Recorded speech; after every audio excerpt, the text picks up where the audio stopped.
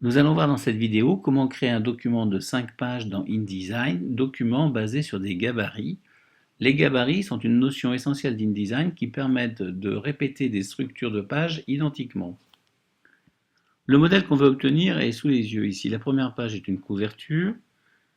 La planche suivante est formée de 2 pages. À gauche, une image avec la zone de texte et à droite, une structure qu'on va retrouver sur la planche suivante, à savoir 2 colonnes avec un texte, une image et un grand texte. Je passe à la planche suivante. J'ai changé de région, c'est l'Andalousie, mais j'ai encore 2 colonnes avec texte, image, grande zone de texte. Alors comment créer ça dans InDesign?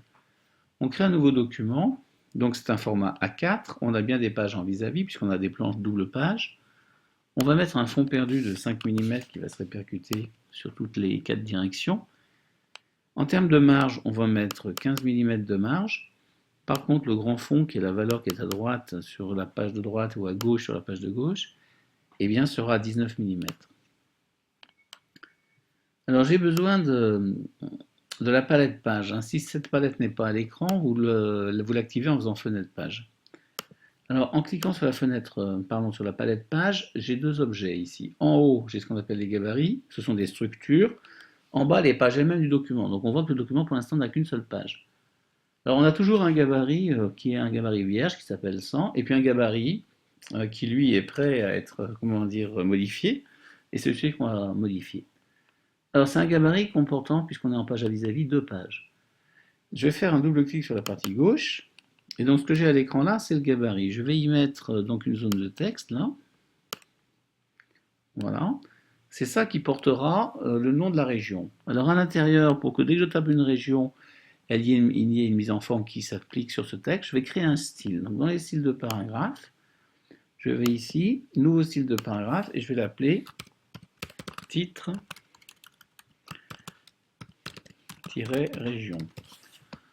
Alors en format de caractère, je vais prendre la police Eurostyle. Voilà. En taille de caractère,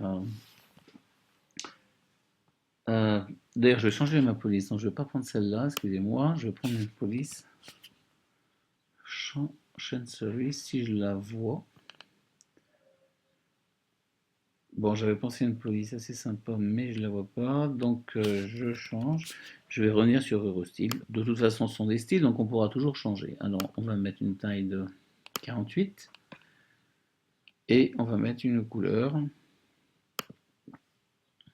Par exemple, cette couleur-là. Je valide. Voilà, je regarde un petit essai. Donc, bon, on va dire que ça convient. Je passe à la partie droite du gabarit. Donc, je reviens sur la palette des gabarits. Clic, double clic droit. Ici, je vais créer mes deux colonnes. Donc, je vais dans page, marge et colonne, deux colonnes avec une gouttière de 4 mm. Je valide. Mes deux colonnes ici vont me permettre de placer facilement des zones de texte et des zones d'image. Je commence par une zone de texte. Alors, je vais faire en sorte que cette zone, quand je la sélectionne, fasse 20 mm de haut, pas plus. Alors, sa largeur 86 et sa position, je vais la mettre pile sur la marge. Voilà. Comme précédemment, je fais un double clic pour créer un style à l'intérieur. Ici, nouveau style. Je vais l'appeler, ça va porter à chaque fois le nom d'une ville, je vais l'appeler tout simplement ville.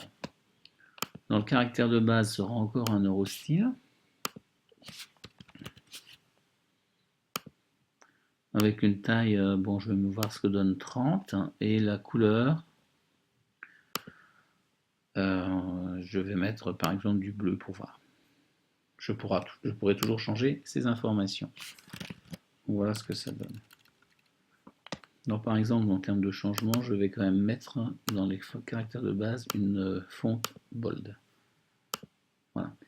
Alors ce texte étant créé, cette zone de texte étant créée, avec la touche Alt, je la copie à côté. Voilà. Et maintenant, je vais passer à la création d'une zone d'image. Donc j'insère un bloc fait pour mettre une image, pour accueillir une image. Voilà, je le positionne. Bon, hauteur, je vais le mettre pile à 60. Ce bloc-là, je vais lui donner un effet. en effet d'ombre portée. Voilà. Eh bien, je ne veux pas aller plus dans le détail que ça. On verra tout à l'heure l'impact de ce réglage. Euh, je vais faire une copie avec la touche Alt. Donc je le sélectionne, voilà. Et avec la touche Alt, j'en fais une copie à la même hauteur. Enfin, je vais créer une zone de texte dessous, qui descend donc jusqu'en bas. Là encore, dans cette zone de texte, je vais créer deux styles parce que je vais avoir un texte qui est formé à la fois de titres, enfin de rubriques, ça sera un style pour ces rubriques, et puis d'un texte pour du corps de texte. Donc dans les styles de paragraphe, je vais créer un titre que je vais appeler rubrique titre. Alors le caractère de base à l'intérieur sera du Garamond.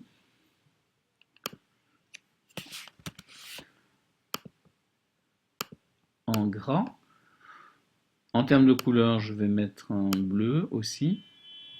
Et comme c'est un titre, je vais mettre un espacement avant d'1 millimètre.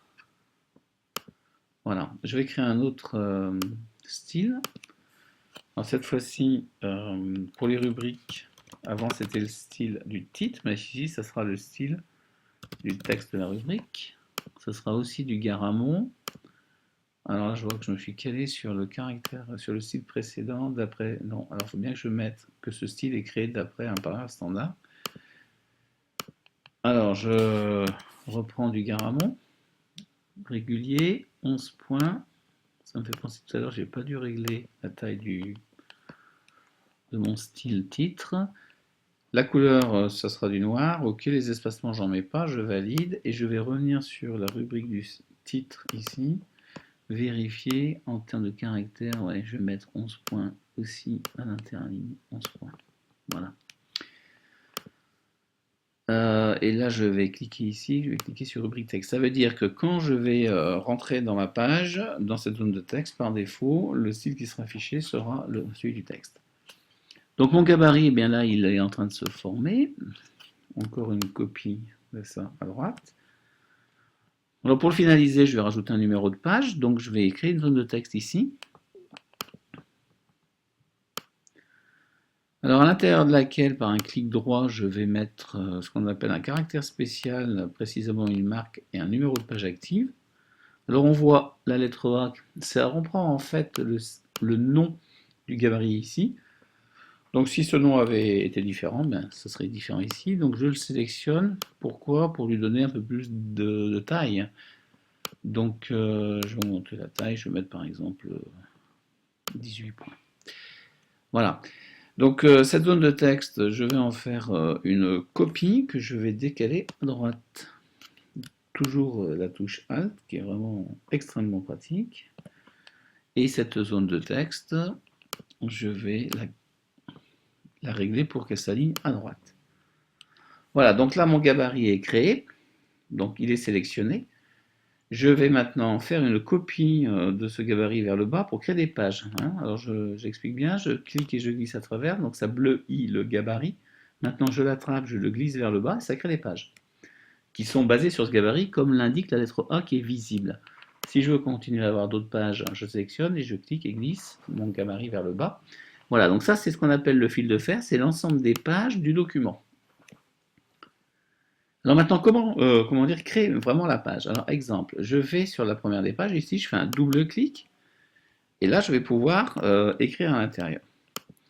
Alors sauf que la mauvaise surprise, c'est que je vois que quand je clique, j'arrive pas à accéder à mes zones de texte. Pourquoi? Parce qu'il faut que je fasse de manière obligatoire un clic droit sur la page, et je la libère, et comme ça les éléments du gabarit sont maintenant accessibles. Alors exemple ici, je vais écrire Catalogne. Voilà, donc comme j'avais un style, ben, ça c'est écrit automatiquement. À droite, ben, je ne peux rien écrire parce que je n'ai pas libéré ma page, donc je fais un clic ici, un double clic droit, libérer les éléments, et voilà. Et maintenant je vais pouvoir écrire. Alors en Catalogne, on va parler évidemment de la capitale, Barcelone. On va parler de ce petit port qui est absolument magnifique, Cadaqués. Voilà, donc les styles prédéfinis ben, s'appliquent, donc on travaille rapidement. Je sélectionne la zone pour l'image et je vais importer. Alors l'image Catalogne, c'est la maison de Gaudí. Bon, image bien trop grande, donc je fais un ajustement proportionnel de façon à ce que le bloc soit rempli, mais sans déformation de l'image. Je vais sélectionner l'image d'à côté, la zone image d'à côté, et je vais importer une photo du port de pêcheur. Voilà, et j'applique le même ajustement proportionnel qui remplit le bloc. Il me reste à créer l'intérieur, les zones de texte, hein. Donc je clique dans une zone de texte. Alors il se trouve que dans un document Word, j'ai déjà saisi une documentation, donc commande C, et je colle. Voilà. Automatiquement, le style s'est appliqué. C'est-à-dire, si je vais ici dans style de paragraphe, je vois que quand je clique là-dedans, le style qui est sélectionné, c'est rubrique texte. Alors, je vais grossir un petit peu, non, peut-être que je peux m'en sortir sans. Je vais les titres ici, les passer en rubrique de titres. Voilà, en utilisant mon style que j'avais créé. Bon, là, j'ai un ordi, un portable avec un petit écran, donc c'est un peu délicat. On y arrive quand même. Pour évidemment changer la taille de l'affichage. Alors, je pourrais aussi enlever certaines lignes de trop dans le texte d'origine. Voilà. Voilà. Bon, on peut continuer comme ça. Alors, je veux simplement vous montrer, par exemple, quand je vais passer sur la page suivante, comment ça va fonctionner. Style de paragraphe, donc page, je reviens ici, page, je fais un double clic sur la page de gauche, je la libère. Voilà, j'arrive ici et on va passer à l'Andalousie. Un double clic sur la page de droite, je la libère. Et on va parler de Séville.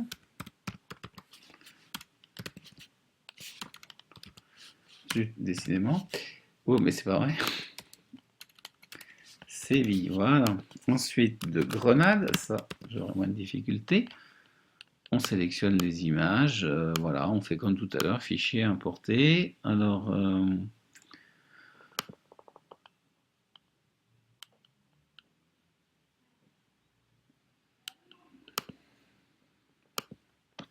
et je... Voilà. Bon, alors c'est pareil, je vais ici récupérer dans le document Word le texte correspondant à Séville.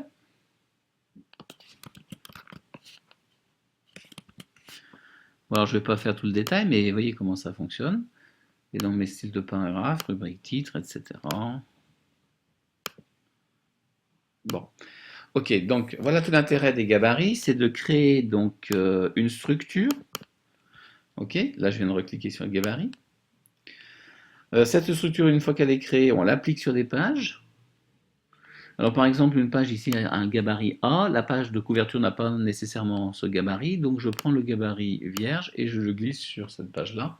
C'est comme ça qu'on applique un gabarit à une page. Alors l'intérêt, c'est que si on modifie un élément du gabarit, ça a un impact sur les pages qui sont déjà créées.